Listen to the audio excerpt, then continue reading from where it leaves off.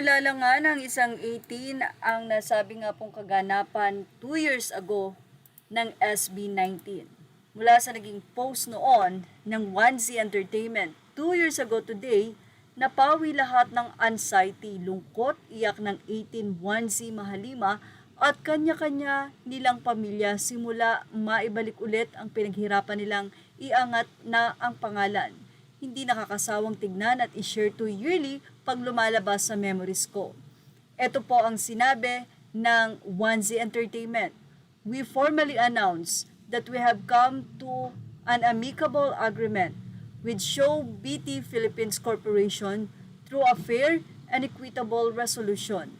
Thank you for your patience and unwavering support towards SB19 and 1Z Entertainment, Paulo, Jostel, Ken, and Justin.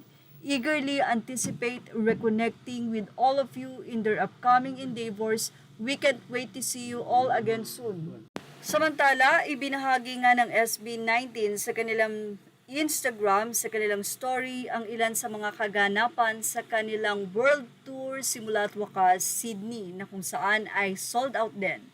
Isa nga pong board or surfing board ang daladalan ni Justin or Bunso or Budja ang tawag nga ng mga 18 sa kanya at ito ay kanyang bit and as usual ito po ay kanyang ipapalo sa kanyang Kuya Ken. Nakakatuwa naman dahil pagka punta niya doon ay kinuha ito ni Ken sa kanya at doon ay nag-surf nga si Ken. Makikita rin ang tawanan ng nasabi nga pong grupo sa stage ng Sydney, Australia.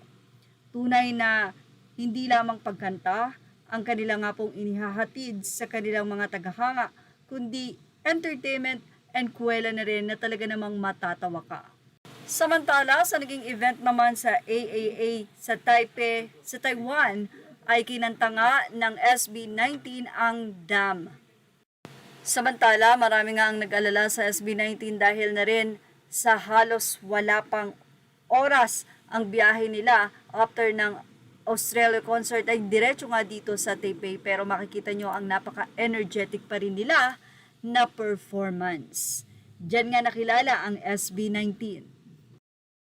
And mula sa Facebook ni Cinturon ni Ken 18, sobrang dami pa nito yung sa New Zealand, please, o sa Oceania, ang kanila nga pong, kung hindi tayo nagkakamali, ay pinaka-last stop ng kanilang simula at wakas world tour. Invite mga friends, wala namang imposible, basta tulong-tulong lang sa pag-promote para mapadali ang usad ng TX. So marami na nga po ang nakabili, pero ang SBIP ay sold out na at ang VIP Platinum and Gen Ad ay mayroon pa po. Kaya naman, sigurado pa sa sold out yan. Anyway, yan ang ating showbiz top update. Images are all credit to the rightful owners. Please like, share, and subscribe.